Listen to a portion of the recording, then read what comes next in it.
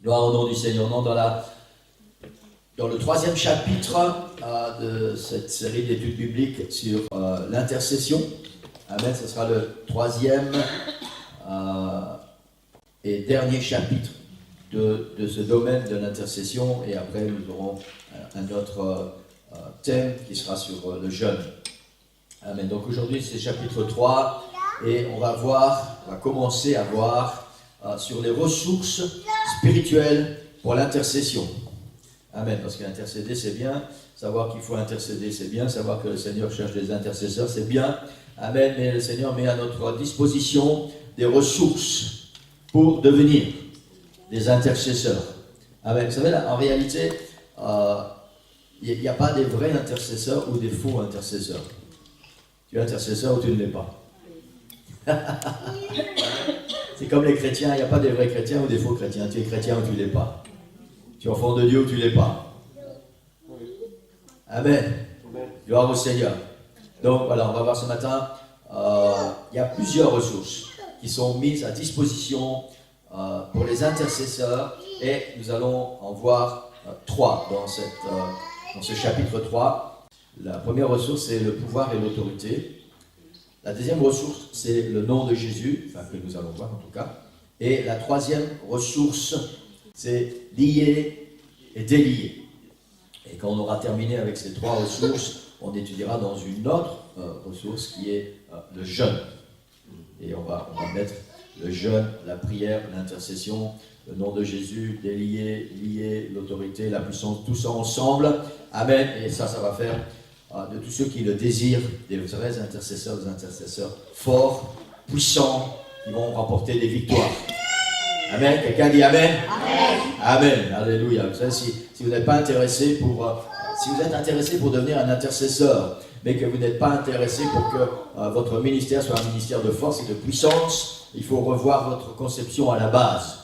Parce que forcément, le ministère d'un intercesseur sera un ministère de force et de puissance. Sinon, vous n'entrerez pas dans ce ministère d'intercession. Vous allez continuer juste à prier. Et c'est ça qui fait la différence entre quelqu'un qui prie et un intercesseur.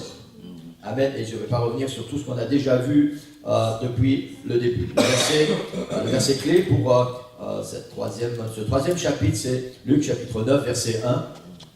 Jésus ayant assemblé les 12, donc on parle des disciples, leur donna force et pouvoir sur tous les démons avec la puissance de guérir les maladies. Amen. Et c'est bien si vous pouvez mémoriser ce verset avec la référence Luc chapitre 9 verset 1. Jésus ayant assemblé les 12 leur donna force et pouvoir sur les démons avec la puissance de guérir les maladies. Ce verset va revenir plusieurs fois pendant cette étude biblique. Donc, la première ressource que nous allons étudier, c'est le pouvoir et l'autorité. Lorsque nous intercédons dans la prière, la réalité est que nous combattons notre ennemi, Satan. Pour les âmes, des hommes et des femmes, des jeunes, des moins jeunes, pour les nations, les leaders spirituels et politiques suivant le fardeau que le Seigneur met sur votre cœur quand vous êtes dans l'intercession, pour l'objectif, donc nous intercédons pour ces gens, pour l'objectif précis, justement, de cette intercession. Le Seigneur va mettre des gens dans notre cœur, dans notre esprit, des hommes, des femmes, et l'objectif de ce combat avec l'ennemi, c'est notre intercession. Nous allons intercéder avec le but de nous battre pour gagner. Amen. Si vous entrez dans une bataille sans vraiment l'objectif, sans vraiment le désir de vouloir gagner, vous avez perdu d'avance. C'est très important de comprendre ça, Église. Si vous n'entrez pas en bataille avec la ferme conviction, le désir puissant au fond de votre cœur que vous allez gagner, n'allez pas vous battre. Parce qu'il va toujours y avoir un doute dans votre cœur, il va toujours y avoir un doute dans votre esprit, et l'ennemi va utiliser cette faiblesse, ça sera votre talon d'Achille, et ça va être un moment de faiblesse qu'il va utiliser, et hop, vous serez vaincu.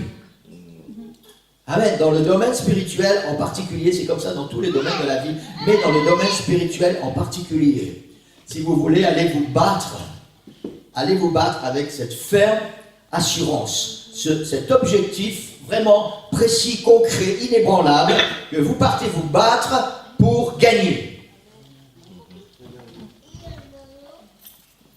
Quelqu'un dit Amen? Amen. Amen.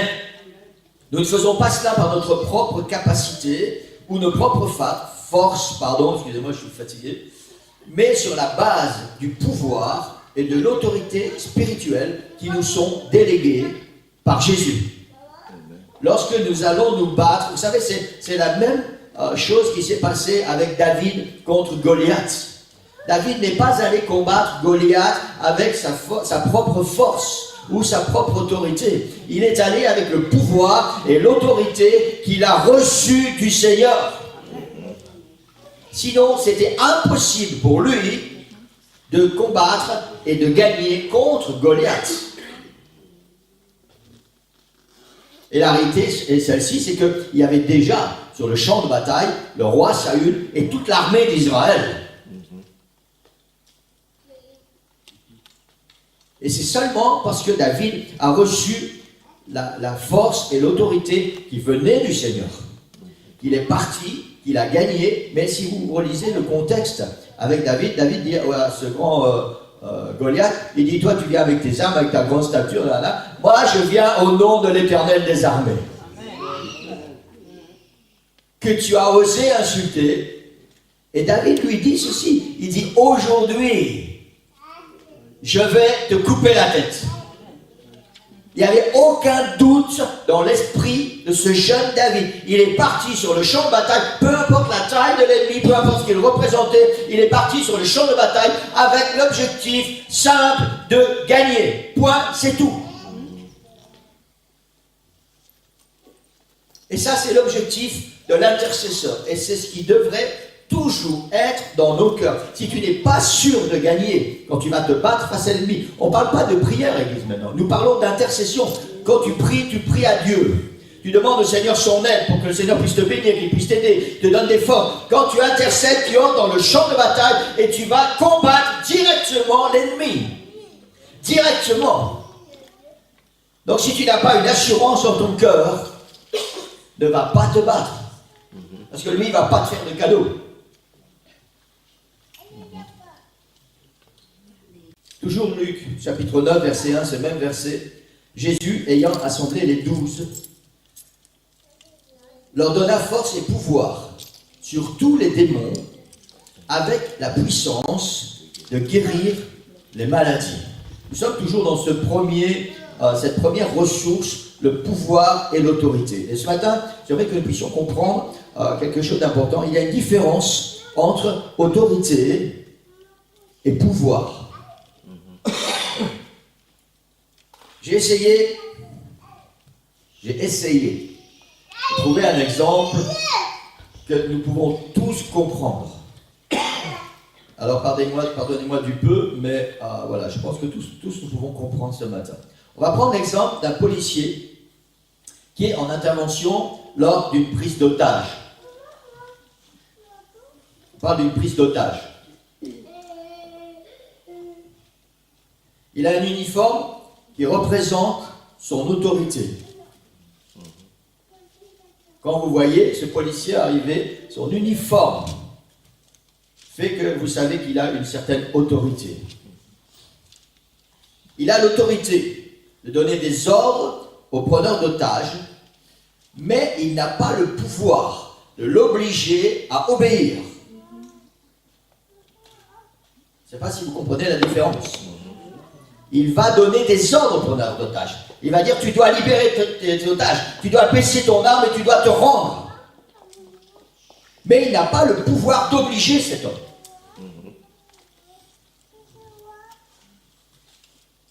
Son pouvoir est dans son arme.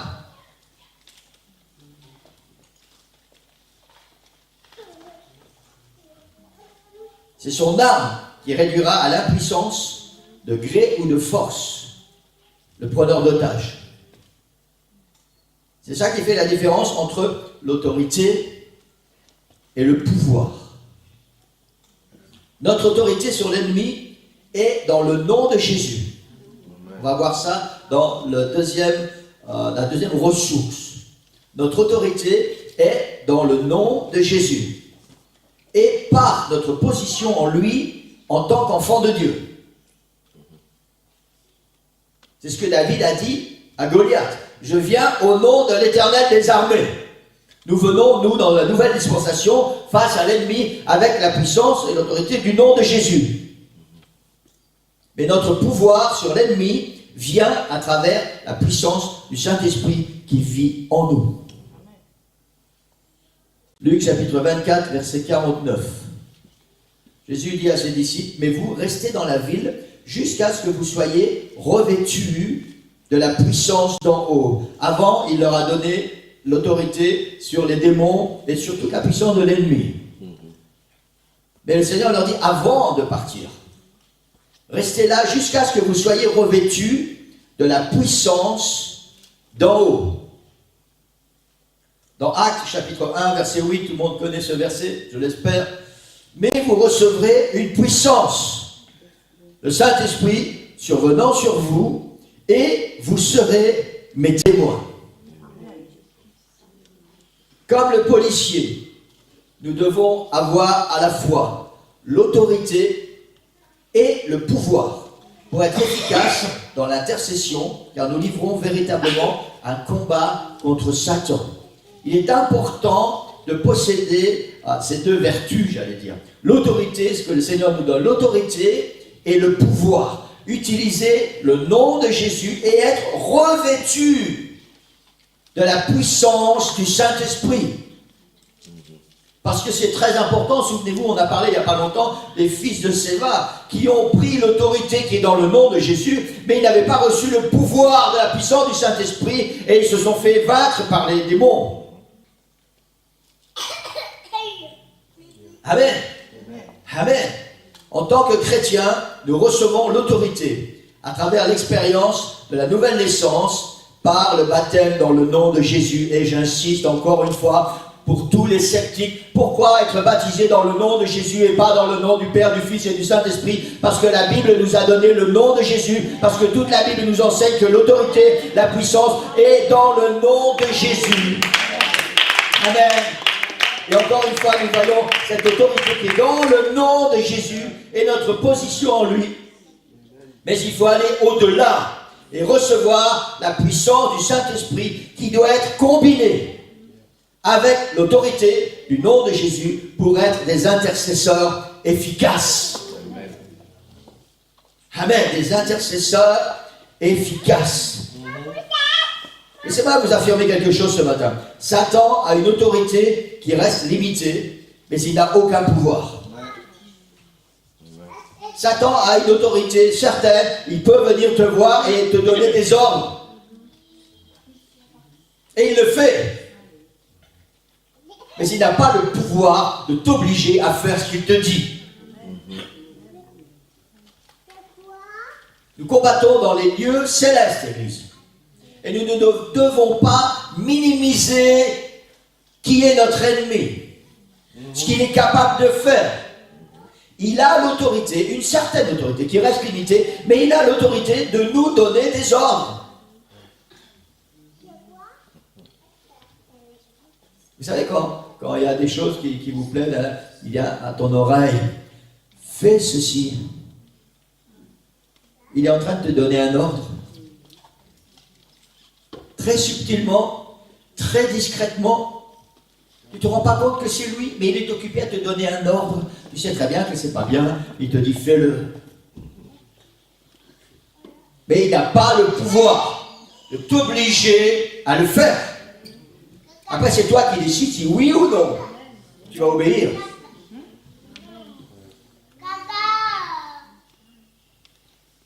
Jésus nous a donné à la fois le pouvoir et l'autorité sur toute la puissance de l'ennemi. L'équipe de louange, vous pouvez monter.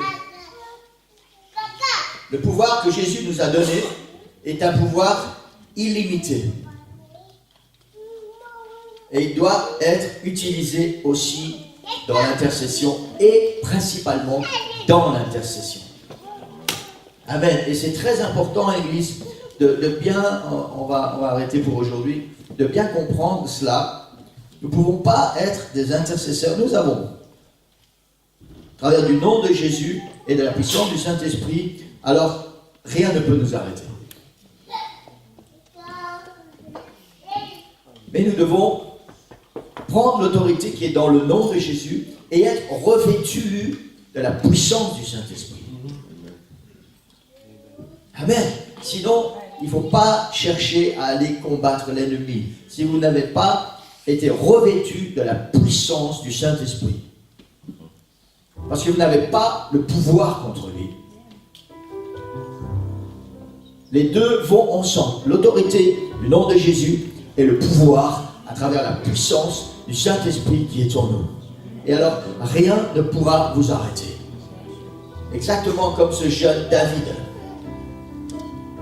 Il y a quelque chose qui va être dans votre cœur. Il y a le nom de Jésus, vous savez que ça, c'est votre arme. Et il y a la puissance du Saint-Esprit qui est en vous. Et vous savez que ça, c'est votre force. Et rien ni personne ne peut vous arrêter. Mais on a besoin des deux. Et je voudrais vous encourager. On va continuer tout à l'heure dans la prédication. La deuxième partie de la prédication d'il y a 2 semaines. Et je voudrais vraiment vous encourager. Ce n'est pas une option d'être baptisé dans le nom de Jésus, parce que nous avons besoin de cette autorité dans notre vie. Donc ça n'est pas une option. Et ça n'est pas une option non plus d'être baptisé du Saint-Esprit, d'être revêtu de la puissance du Saint-Esprit, parce que nous avons besoin de cette puissance du Saint-Esprit pour pouvoir combattre l'ennemi. Ni l'un ni l'autre ne sont des options. C'est nécessaire. Nous ne pouvons pas passer à côté. Si tu veux te battre face à l'ennemi, ou alors tu seras quelqu'un qui sera toujours vaincu. Tu seras comme ce peuple d'Israël, ce grand roi Saïl qui dépassait tous les gens d'une tête. C'était un homme grand, fort, le roi d'Israël. Mais devant son armée, aussi bien lui que son armée, ils étaient là, ils étaient tout tremblants devant Goliath. Et devant les ennemis du peuple d'Israël. Amen. Tu as besoin d'être revêtu du nom de Jésus et de la puissance du Saint-Esprit pour pouvoir aller de l'avant et pouvoir combattre l'ennemi dans l'intercession.